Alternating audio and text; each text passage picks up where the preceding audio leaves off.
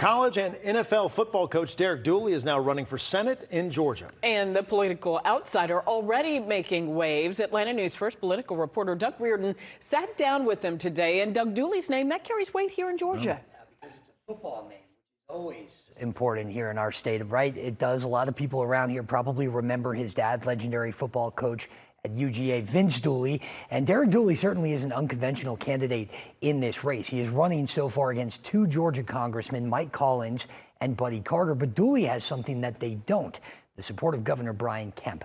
The two have been close friends for decades, and Kemp is putting his support and his political might behind Dooley as he seeks to unseat Georgia Senator Jon Ossoff.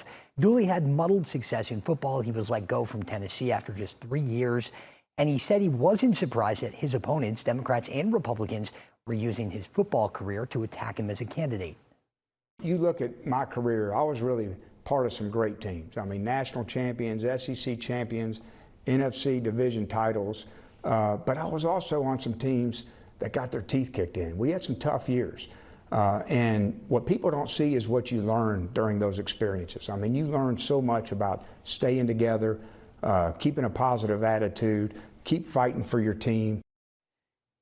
Dooley says that's what he's basing his campaign off of. Aside from Governor Kemp's support, Dooley also told me he's seeking an endorsement from President Donald Trump. He has already met the president at the White House and said their meeting went great. And you can watch the full interview plus analysis from Georgia political experts this Sunday and every Sunday. Tune in for that all-new episode of On the Record. That's going to be Sunday morning at 11 only on Atlanta News First. Blair? Thank you, Doug.